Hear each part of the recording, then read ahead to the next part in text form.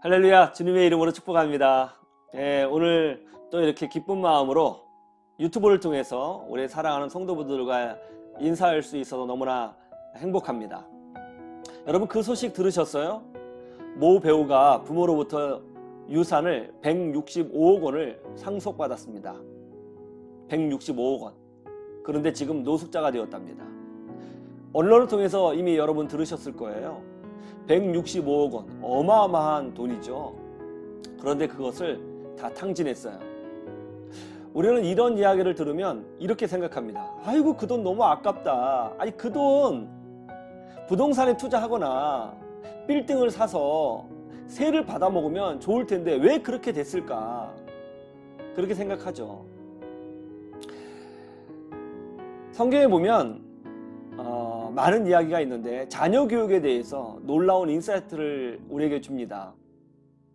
부모가 잘 살거나 부모가 기득권층에 있거나 부모가 권력이 있으면 참 묘하게도 자녀들이 잘 되는 경우가 드물다는 거예요. 대표적인 예로 엘리 제사장을 들 수 있죠.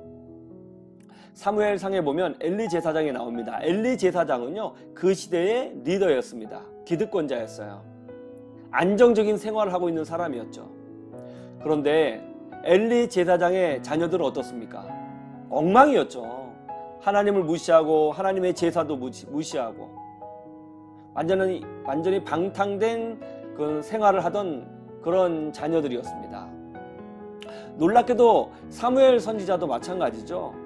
사무엘 선지자도 그 시대에 걸쭉한 인물이 되었잖아요. 그런데 사무엘 선지자의 그 자녀들도 그렇게 성공적이지 못했어요. 굉장히 무능력했습니다. 또 누구 예를 들을 수 있을까요? 다윗도 그렇죠. 다윗도 그 시대에 탁월한 왕이었고 임금이었습니다. 그런데 그 자녀들은 어떻습니까? 상당수 엉망이었습니다.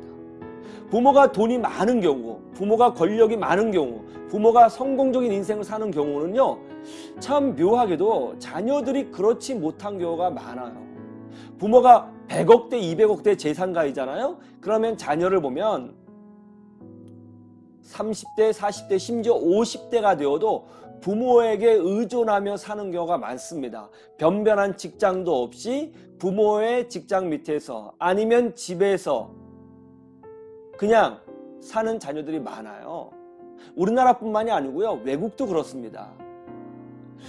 부모의 마음은 이 돈을 열심히 벌어서 자녀들에게 물려주면 우리 자녀들이 그 돈 갖고 행복하게 더 성공적인 인생을 살 것이다, 그렇게 생각을 하지만 우리 생각대로 그렇게 되지는 않는 것 같습니다. 왜 그럴까요? 아마도 그런 거겠죠. 부모가 이제 돈이 많으면 자녀들이 굳이 열심히 살아야 될 이유가 없잖아요. 그렇게 열심히 살지 않아도 유산을 받을 수 있거든요. 아무래도 사람 마음은 뭔가에 의지하게 되어 있는 거예요. 열심히 살 이유가 없는 거죠. 악착같이 살 이유가 없는 거죠. 열심히 살아도 그 이유는 뭐냐면 부모에게 인정받기 위해서 열심히 사는 경우가 많아요. 내가 이렇게 열심히 사는 모습을 보여주면 우리 엄마 아빠가 재산을 빨리 물려주겠지, 그런 거죠. 그러나 우리 옛날 한번 생각해 보세요. 어떤가요? 엄마가 병에 걸렸어요. 집안이 가난해요. 그럼 자식은 무슨 생각해요? 엄마를 보면서 내가 이 다음에 크면 의사가 될 거야. 그래서 우리 엄마 고쳐줄 거야. 열심히 공부하죠. 그렇죠? 부모가 어린 시절에 사업을 하다가 망해서 집안에 빨간 딱지가 붙었어요. 그럼 어떤가요? 내가 열심히 공부해서 판사 검사가 돼야지. 그래서 열심히 공부하죠.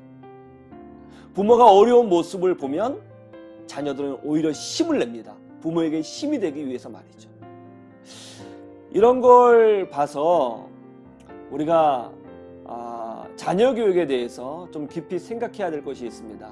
이미 외국은 그런 것이 많이 활성화되어 있고 외국 사람들은 이미 이런 경우를 많이 경험했어요. 그래서 외국 사람들은 자식에게 재산을 많이 물려주지 않아요. 왜냐하면 그것이 자식을 망친다고 생각하는 거거든요. 실제로 그런 경우가 많고요. 그래서 외국인들은, 특별히 선진국의 그 부모들은 어떻습니까? 자식들에게 뭘 남겨줘요? 교육을 남겨주고 명예를 남겨주죠. 부모가 사회에 기부를 많이 함을 통해서 우리 부모님이 이렇게 자랑스러운 분이었다 하는 것을 자녀에게 물려주는 거예요. 명예를 남겨줘요. 그리고 자녀들이 부모의 도움이 없어도 충분히 자기 스스로 자립할 수 있는 교육을 시켜주죠. 교육. 그런데 여기에 더 중요한 것이 하나 더 있습니다. 그게 뭐예요? 저는 신앙교육이라고 생각해요. 여러분, 그 마음속에 예수님이 들어있으면, 하나님이 들어있으면 반드시 그 아이는 어떤 위기와 어려움이 있어도 일어나게 될 줄로 믿습니다. 자녀 교육이 제일 중요해요. 신앙교육이 중요해요. 물론 살다가 실수할 수도 있고 죄를 지을 수도 있고 흔들릴 수도 있고 방황할 수도 있어요. 그런데 예수님이 있으면 다시 돌아오죠. 끈이 있거든요. 어려우면 일어나죠. 끈이 있거든요. 힘들어도 다시 도전할 수 있죠. 끈이 있거든요. 신앙이 제일 중요한 거예요. 여러분, 우리 희망을 노래하는 교회 성도분들은 자녀들에게 돈을 물려줄 생각을 하지 마시고 세 가지를 물려주세요. 자랑스러운 부모의 명예를 물려주시고, 그리고 좋은 교육을 물려주세요. 그리고 세 번째는 믿음을 물려주세요. 그러면 그 자녀는 성공합니다. 돈 물려줘요? 자식들 간에 싸움만 일어나지 열매가 좋지 않습니다. 우리 자녀들을 위해서 무엇을 해야 되는지 곰곰이 생각해 보십시오. 아니, 우리 자녀는 달라. 우리 아이는 달라. 아니요. 사람은 다 똑같아요. 다 똑같아요. 배고프면 밥 먹죠? 저도 그래요. 사람은 똑같아요. 우리 자녀들에게 꼭 필요한 것은 신앙교육입니다.